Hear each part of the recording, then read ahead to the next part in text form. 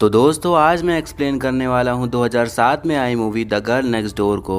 इसकी IMDb rating है 6.6 out of 10 जो कि सही है। अगर आप हमारे चैनल पर नए हैं तो नीचे लाल कलर से लिखे सब्सक्राइब को दबाकर ग्रे कर दें। इससे आप हमारे चैनल से जुड़ जाएंगे और आगे आने वाली वीडियोस को देख पाएंगे। तो मूवी की शुरुआत होती है एक आदमी से जिसका नाम डेविड होता है। वो रोड पर फोन पे बात करते हुए जा रहा होता है और उसे एक भिखारी दिखता है। तभी उस भिखारी का एक्सीडेंट हो जाता है, पर डेविड जल्दी से भागकर उसके पास जाता है और उसको मुंह से सांस देकर उसे बचा लेता है। डेविड सोचता है कि अगर उस भिखारी की जगह उसका ही एक्सीडेंट हो जाता तो भी उसे कोई गम नहीं होता, क्योंकि उसने बहुत सी चीजों को सहा होता है। तो उसे पता होता है कि जिंदगी की क्या कीमत होती है। फिर वो घर जाता है और वहाँ पर एक पेंटिंग निकाल कर देखता है जिसमें कि एक आदमी नदी के पास बैठा होता है। फिर मूवी फ्लैशबैक में चली जाती है जहाँ पर डेविड नदी के किनारे फिश पकड़ रहा होता है और वहीं पे मैग नाम की लड़की भी आकर फिश पकड़ने लगती है। तो वो उसके हाथ पर लगे चोट के निशान को देखता है। तो मैग बताती है कि कुछ टाइम पहले उसकी फैमिली का कार एक्सीडेंट हुआ था जिसमें कि मेरे पेरेंट्स मर गए और मेरी सिस्टर को पोलियो हो गया और ये चोट उसी एक्सीडेंट की है। तो जब मैग जाने लगती है तो डेविड पूछता है कि वो कहाँ रहती है। तो वो बताती है कि वो रूथ आंट के यहाँ रहती है, क्योंकि उनके अलावा अब उसका दुनिया में कोई नहीं है। फिर डेविड बोलता है कि हम लोग तो पड़ोसी हुए, क्योंकि डेविड उनके घर के बगल में ही रहता था और रूथ के बच्चों के साथ ही उसकी अच्छी दोस्ती थी। उसका ज्यादातर टाइम रूथ के बच्चों के साथ ही खेलते बीतता था। अगले दिन डेविड राल्फ से उसकी बहन मैग के बारे में पूछता है। तो वो बोलता है कि वो मेरी बहन नहीं है, वो स्टेप सिस्टर है और असली बहन और स्टेप सिस्टर में काफी फर्क होता है। जब सब बच्चे रूथ के घर पर होते हैं तो रूथ बताती है कि वो कार्निवल फेस्टिवल में हाफ स्कर्ट पहन के डांस करती थी। रूथ ने अपने बच्चों को पूरी तरह से फ्रीडम दे रखी थी। वो उनको दारू पीने देती थी, सिगरेट पीने देती थी और किसी भी चीज के लिए मना नहीं करती थी और वो भी उनके साथ एकदम खुलकर रहती थी। उसी रात सारे लड़के मैग को बिना कपड़ों में देखने का प्लान बनाते हैं। डेविड मना कर देता है पर लड़के नहीं मानते और एक पेड़ पर चढ़ के देखने लग जाते हैं। पर मैग तभी रूम की लाइट्स बंद कर देती है और उन्हें कुछ भी नहीं दिख पाता। फिर अगले दिन रूथ सभी बच्चों को पेड़ पर से सिल्क वॉर्म निकालना सिखा रही होती है। वो मैग से भी ऐसा करने को कहती है पर मैग मना कर देती है। तो रूथ उसको सजा के तौर पर उसकी बहन और उसको कपड़े धोने को कहती है।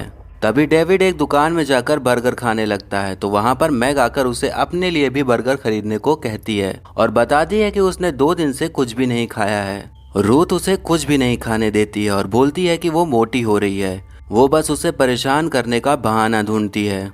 डेविड को रूथ का ये बिहेवियर बिल्कुल भी नहीं समझ में आता है। फिर अगले दिन देखते हैं कि मैग डेविड के घर पर आती है। वो इसको एक पेंटिंग देती है। ये वही पेंटिंग होती है जो हमें मूवी के शुरुआत में दिखाई गई थी। पर डेविड रूथ के पास चला जाता है ये सोच के कि मैग ने उसके लिए ये बनाई है। बट रूथ को समझ आ जाता है कि मैग ने पेंटिंग उसके लिए नहीं डेविड के लिए बनाई है। रूथ मैग के पास जाती है और उसे गंदी गालियां देती है। डेविड भी अपनी खिड़की से देख रहा होता है कि रूथ मैग और उसकी बहन को गालियां दे रही है। फिर अगली सुबह डेविड जब उसके घर जाता है तो देखता है कि रूथ के सारे बच्चे मैग को गुदगुदी लगाकर छेड़ रहे होते हैं। तभी राल्फ मैग के चेस्ट को छू लेता है तो मैग उसे थप्पड़ मार देती है। फिर उसके बाद रूथ वहाँ पर आती है। वो मैग की बहन सूजन से पूछती है कि क्या मैग ने थप्पड़ मारा था। तो वो बताती है कि राल्फ की ही गलती थी इसलिए उसने थप्पड़ मारा। बट रूथ इस बात को नहीं मानती और बोलती है कि तुमने उसे थप्पड़ मारते हुए रोका क्यों नहीं, तो तुम्हें भी सजा मिलेगी। और रूथ फिर सूजन को लिटाकर उसके पीछे बहुत मारती है। रूथ मैग को बोलती है कि अगर उसने फिर से ऐसी ही कोई गलती की तो उसकी सजा उसकी बहन को मिलेगी। अगले दिन डेविड और राल्फ देखते हैं कि मैग पुलिस से बात कर रही होती है। तो राल्फ जाकर रूथ को बता देता है। तो वहीं पर राल्फ का भाई विली मैग को थप्पड़ मार के डराता है और रूथ भी उसे बोलती है कि यहाँ पर तुम्हारी मदद करने के लिए कोई नहीं आने वाला और अब तुम्हारे साथ कुछ ऐसा होगा जो तुमने कभी सोचा भी नहीं होगा। फिर हम देखते हैं कि डेविड अपनी फैमिली के साथ डिनर कर रहा होता है और उनसे रूथ के घर पर आज रात स्टे करने के लिए पूछता है। तो वो हाँ कर देते हैं। तब वो रूथ के घर जाता है तो देखता है कि उन सब ने मैग को बेसमेंट में बांध दिया होता है और उसकी आंखों में पट्टी बंधी होती है और उसके पैरों के नीचे बुक्स रखी होती हैं। तभी वहां पर उसके कपड़े उतार दिए जाते हैं। वो सब वहां पर गेम खेल रहे होते हैं। तब रूथ उसके फर्स्ट फिजिकल रिलेशन के बारे में पूछती है तो वो कुछ भी नहीं बता पाती क्योंकि उसने कभी कुछ किया ही नहीं होता है। तो वो वहां पर उसके पैरों के नीचे से बुक्स हटा देते हैं और वो फिर ठीक से खड़ी भी नहीं हो पाती है। तभी वहां पर खड़ा डॉनी उसकी बॉडी को छूने का ट्राई करता है बट रूथ उसे रोक देती है ये कहकर कि वो एक वैश्या है तो उसे छूने की जरूरत नहीं है।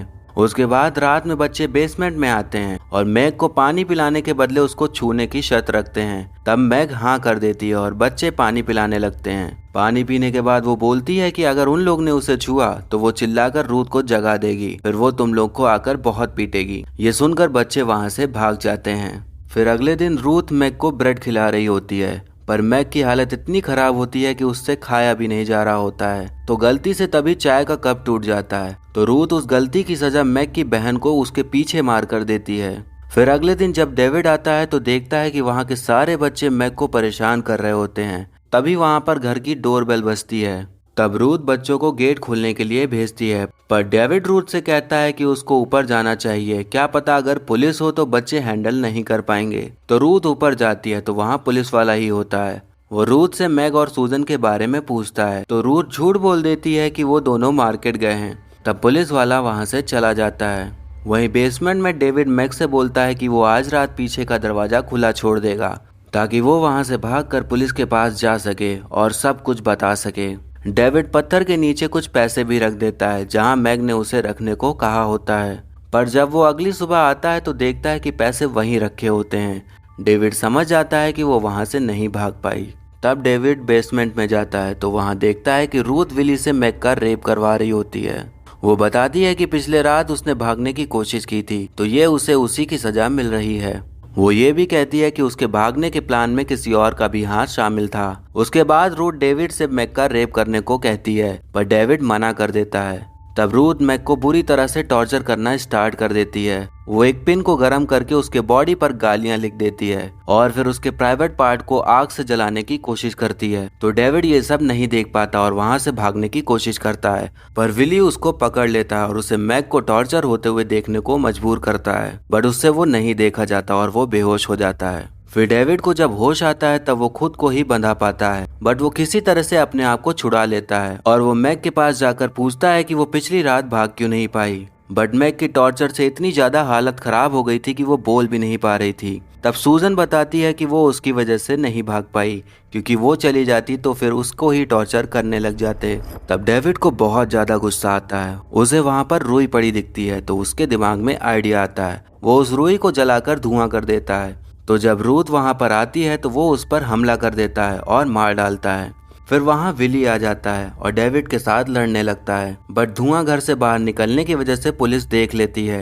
वो भागकर बेसमेंट में जाती है और वहां उन बच्चों को अरेस्ट कर लेती है। तब डेविड मैग के बगल में ही लेट जाता है। मैग पूछती है कि क्या वो उन दोनों का ख्याल रखेगा। तब डेविड कहता है कि हाँ, वो जरूर ख्याल रखेगा और उसको आई लव यू बोलता है। पर तभी मैग अपना दम तोड़ देती है। मूवी फिर प्रेजेंट टाइम में आ जाती है जहाँ पर डेविड उसी नदी के पास बैठा होता है। उसको पानी में मैग की परछाई दिखाई देती है और मूवी यहीं पर खत्म हो जाती है। दोस्तों, ये मूवी एक नॉवल पर बेस होकर बनाई गई है जिसका सेम नेम है, पर ये एक सच्ची स्टोरी है। ये एक 16 साल की लड़की सिल्विया की कहानी है जिसका मर्डर उसकी केयर टेकर गटरूड ने किया था। जितना मूवी में दिखाया गया वो तो फिर भी कम है। उसने सिल्विया को उससे भी ज्यादा बुरी तरीके से टॉर्चर किया था। आप बाकी इन्फॉर्मेशन के लिए गूगल पर सिल्विया केस के नाम पर सर्च कर सकते हैं। तो ये था explanation the girl next door का। आपको कैसा लगा कमेंट कर जरूर बताएं, और मुझे अगली कौन सी मूवी एक्सप्लेन करनी चाहिए ये भी आप बता सकते हैं। और आने वाली वीडियोस देखते रहने के लिए हमारे चैनल को सब्सक्राइब करें और बेल आइकन दबा दें, जिससे कि आपको आने वाली वीडियोस की नोटिफिकेशन मिल जाएगी। और वीडियो अच्छी लगी हो तो लाइक जरूर करें। तो तब तक के लिए टाटा, बाय बाय और नमस्ते।